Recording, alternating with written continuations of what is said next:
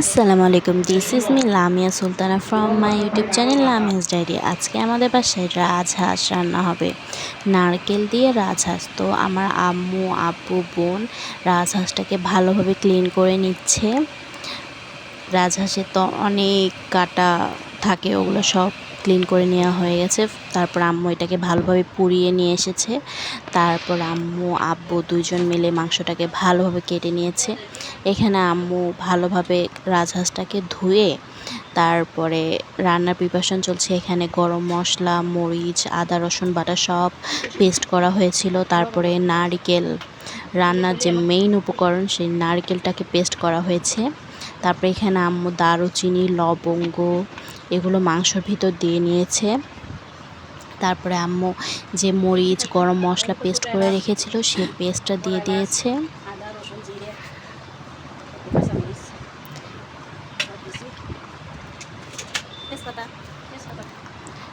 তারপরে আম্মু নারকেলের যে পেস্টটা করে রেখেছিল সেই পেস্টটা দিয়ে নিয়েছে।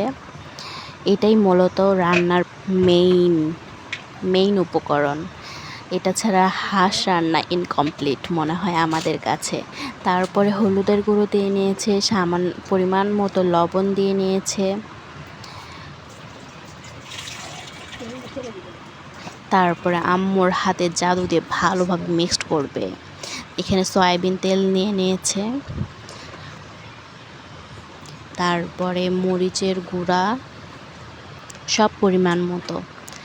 আমি তো জানি না এটা আমার আম্মুর হাতের রান্না, তো আমি আমার আম্মুর হাতের রেসিপিটা আমার টাইম লাইনে রাখতে চাচ্ছিলাম, যে কারণে আমি ভিডিও করে রেখেছি আম্মুর হাতের রেসিপি বলে কথা।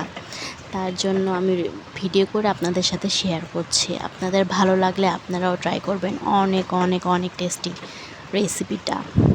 তারপর আম্মু দেখুন আম্মুর হাতের ম্যাজিক দিয়ে ভালোভাবে মেখে নিল। তারপরে তেজপাতা, হালকা একটু সয়া সস দিয়ে মেখে নিল।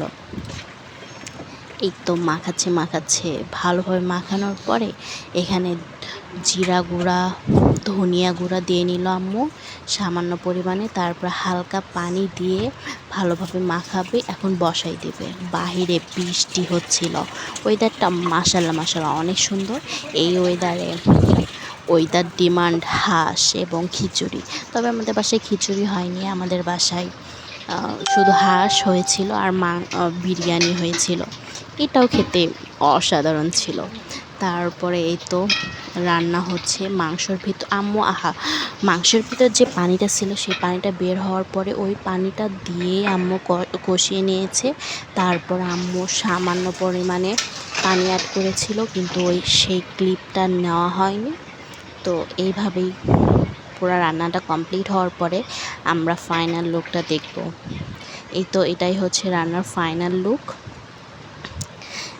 মাশাআল্লাহ অনেক সুন্দর হয়েছে। তারপরে তো আমার বোন খাচ্ছে, তো একটা ক্লিপ নিয়ে নিলাম। Thanks for watching my video. আল্লাহ হাফেজ।